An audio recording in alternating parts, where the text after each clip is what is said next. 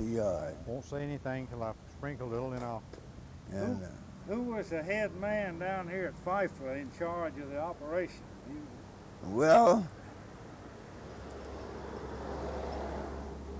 I worked under the owner of it, W.B. Pfeiffer, until he hired a manager, H.H. Sorensen. And I worked under him till the job was closed. And he was all right. W.B. Pfeiffer was all right. But I liked the W.B. Pfeiffer the best. Somebody told me they used to use prisoners for chipping trees. You ever know anything about that? Using them right there at Pfeiffer when I moved there. Prisoners left there the 16th of January, 1916. They leased them out from Rayford, I guess, didn't they, or from wherever? Well, they leased them from the government. When the time was out, they moved them from there on the 16th of January in 1916 and leased them to another man up there next to McClenny.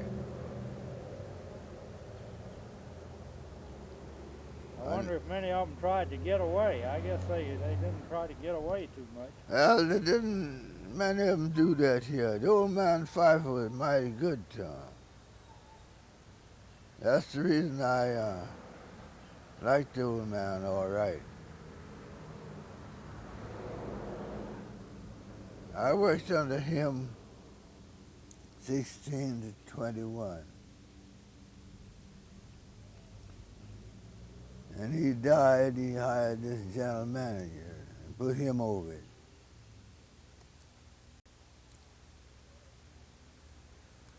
He had his rules, different from what Pfeiffer Company had.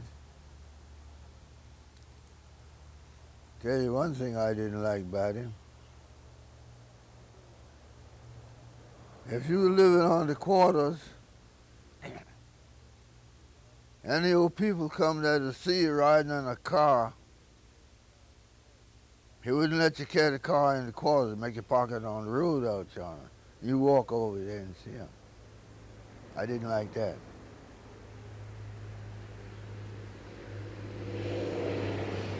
Where were the quarters? Right close to where Owen, Illinois office is now, or back off the right road? side the highway. Right side the highway.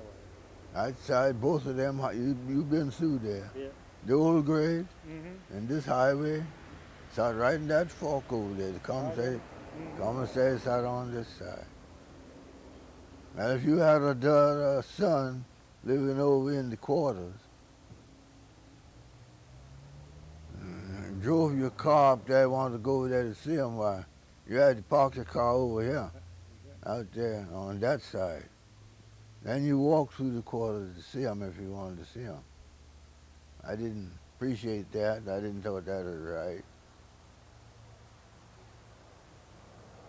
But he didn't beat him up. He didn't kick him around. And I spoke some hard words with everywhere. They used to say in the old days, if you owed a lot of money to the commissary, you couldn't leave. So somebody had to pay off your debt, didn't they, before you could leave? Well, that was essential everywhere. You want to talk about that firm back up in Georgia, North Florida. If you owed a man an account and left, he'd catch you and whip you. I'm talking about Turpentine. Yeah, I've heard about that. Huh? I've heard about that, but I don't know. I can name them places. But you never did catch nobody and whip them here. I don't believe you did. I never did hear that. Many one of them left, all kind of ways, riding, walking. But he didn't catch them and whip them. But if you owed that man, it's up to your place to go get another man to pay your account and move. That was the law. That was the law. But if you run away and get out of his sight and go on about your business, well, the debt was paid. Lots of them done that there. How many families did they have there at Fife when they were? How many cabins? Well, I'll take it like this, they could hold 65, that many houses. How come there's that many houses there? There used to be a mill out there. And the mill left all of her quarters and his. But he was shot on the job on 72 working men. He had Campbell, Loch Lucy, and Fiver. When he sold it, he shot it up. Closed the jobs up. It was Where did most of them go to? I said, where did most of the labor go to when they closed it down? And well, there's some of them right here now. Yeah, they just on the job where they could. Some of them here, some of them died here. Yeah, she was here. She come up under me. You've seen lots of changes too then. Yes, sir. Lots of changes since that time. He'd come in the afternoon and get his horse. She- After a while, he would get ready, clean up a little bit, and run along before he'd be in the commissary behind the counter waiting on him. So people be coming in and out, going in and out with little packages and different things. He'd be right behind the counter hipping out. Could you get a pretty good selection of groceries in a commissary? Oh, yes. Yeah, he kept plenty of grocery. He would clean up and go right on to the commissary and help out behind the counter. Different trucks be coming in. The men be getting off the truck before they go home. They'd stop in the commissary and pick them up a package. Like a bud be right there to help wait on them till the commissary close up. That's what he do in the afternoon after he be done got through riding woods. Did they have a pretty good selection of groceries? Oh in the yes, sir. commissary? They sure had plenty of groceries in there for 'em. That's right. Yes, sir. Sure did. He used to do that every day. What would you be doing when he would come in? Be around playing somewhere. If not that, you know, at times we loved to fish.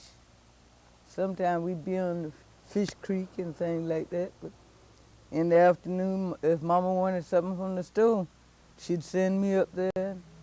I'd mostly look for Uncle Bud or Mr. Richard Vaughn. Because see, sometimes they had that showcase of candy back there, a long showcase of candy. Every now and then they'd give me one of them suckers and things like that, and I'd be looking for them to give me one of them while they were waiting on. Yeah, much candy they have give us when you got balls, them little suckers you put in your mouth and on the sticks, you that, and we'd be satisfied. Mm-hmm. But when you were sick, what would your mother give you? Like Well, I tell you what, my mama, now don't let me say I had a fever or a bad cold. Okay, get in the bed, go lay down. If she ain't got it, here she going up to the stove. Get one of them bottles of castor oil, drop a little turpentine in it, but so many drops in a dose. Stir that thing up, be so nasty, couldn't hardly swallow it. If you spit that out, you just well try to keep it in you because she's going to give you some more. You drink that, go on and lay down, it got some, has used to have this tallow, what they get from cows, and they'd get that tallow and that other stuff there. Just mix it, have a mixed do. And sometimes they have something you cook it, make it warm in.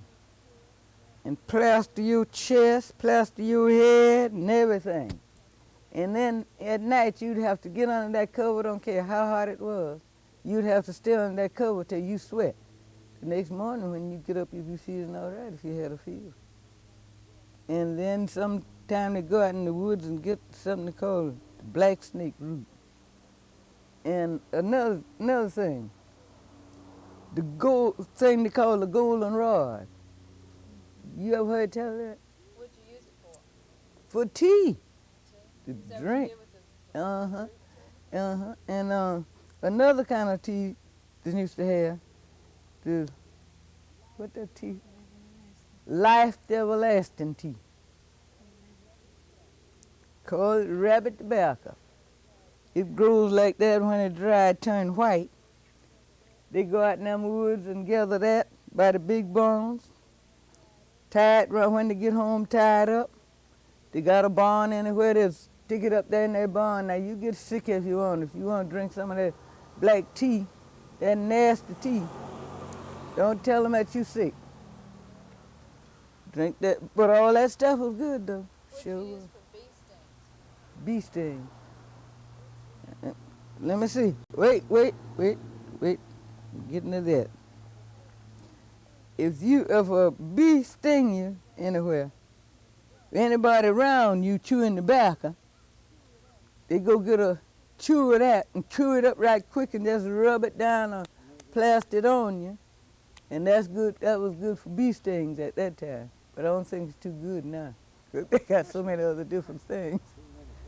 Yes, sir. What about if you had a cut? They'd go to work and if they wanted to stop the bleeding, Mom and them would go to work, get these spider webs, just pull the spider web down and paste it on that cut anywhere, just paste it on there. And if it comes through there, must be ain't got enough on it. They'll get some more and slap it on there. Hold it on there, and won't be long for the bleeding be done stop. That's right. Yes, sir. When women would have their babies, what would they do? Would they send for somebody to help them? Oh yeah. They had midwives to call them in them days. And when a lady get out sick, they'd send for the midwife to come see about her. Was that usually a friend or a relative? No, that was a lady mostly tended the woman but had the baby and the baby for so many days. Was Mhm. she paid? Yeah, sometimes people have about $2 or $3 to give her, but most of the time, people used to get things that want you to get them things at the commissary and different things, and be satisfied with that. Hmm. That's the way it used to go. Did you ever have a doctor come around to the camp at all? Oh yeah, we had a family doctor, Dr. Floyd, used to live here to Hawthorne. But very seldom you mess with Dr. Floyd unless it was some kind of serious case. Because them old folks loved them home remedies. And they was good at that time too.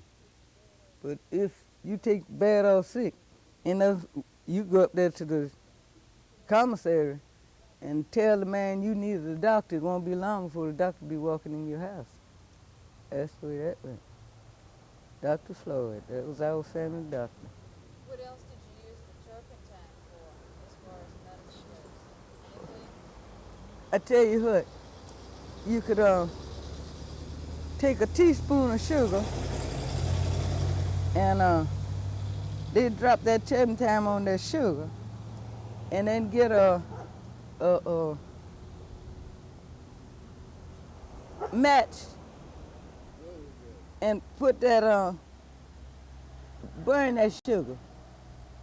Set that turpentine fire and burn it until that sugar kind of started turning brown like soot about in places. And then they'll give you that for you to suck for bad cold. If you got a head cold, breath cold up here sometimes, a cough, worms, that's right, for worms too. They used to, how they used to do that now, for them worms. They find out you got worms, children got worms. They used to take a streak of turpentine and make some kind of ring around your stomach and keep bringing it in like that. Then the next time, they'd come up here some kind of way and come all the way down, mark it, and give them such a length of time, won't be long for them worms out.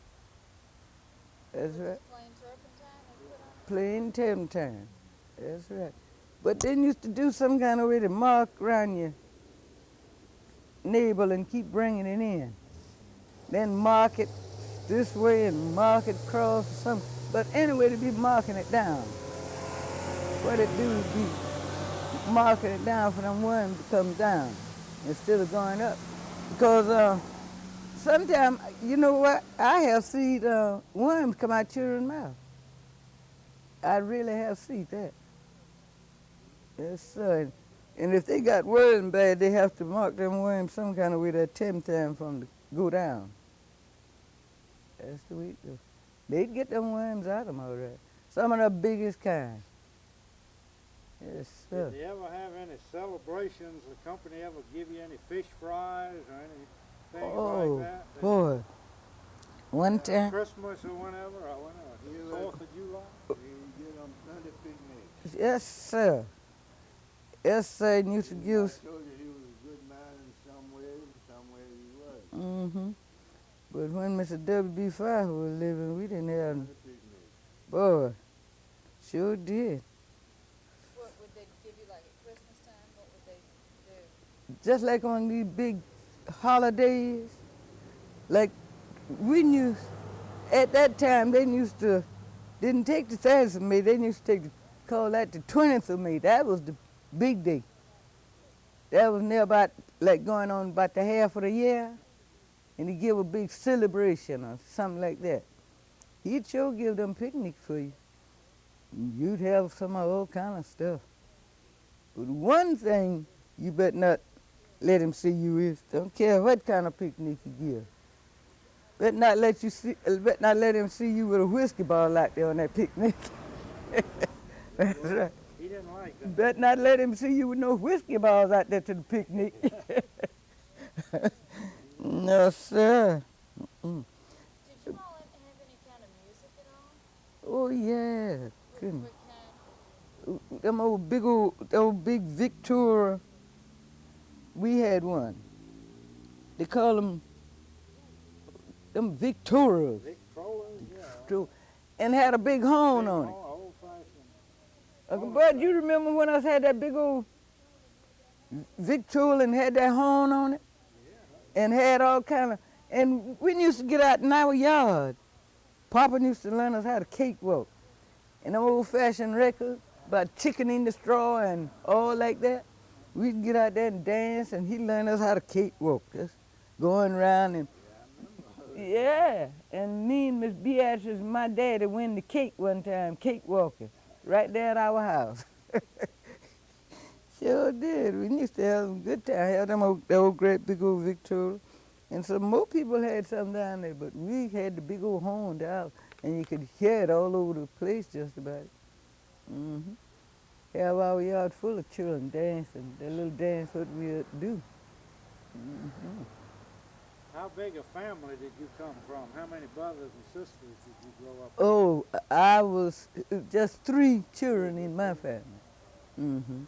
2 boys and 1 girl, and I was the baby. Mm-hmm. But I had plenty of other kin folks around this. On my mama's side, boy, it was crowded there. You got that on you yet? Yes. Mm-hmm. We'll switch it back Yeah, we used to have some pretty good times during that time when Uncle Bud was. What were some of the songs that you listened to? Saxophone, remember? Chicken in the Straw. And when it got a little bit later on down the line, Papa ordered some records. I didn't know whether he ordered them or got them from Gamble. He got the St. Louis Blues, and he got something else he got. But he got some things with music where we could dance by. But when he got the St. Louis Blues, I think everybody liked it that because mostly that's what we'd play. And it'd be turned all up over the quarters. Everybody listened to it. That was the latest record we had. hmm But we used to dance by them others though. Call ourselves dancing because the cakewalk and the old Charleston and the two-step and the firewood. Get on your heel and kick up your heel, firewood and going on. But me and my oldest brother, my brother Willie, now he could buck dance and put us out there on the floor. Now it wasn't no, we didn't have to buck dance. We didn't buck dance by those things. They used to do this and you go by that and get out on that floor and you could hear us foot going by that music. So just like buck dancing. Yes, sir. We used to have some good old times though. Every day wasn't good, but some days was better than others. Every day wasn't good, but someday you had a bad day. Yeah, all right. Now,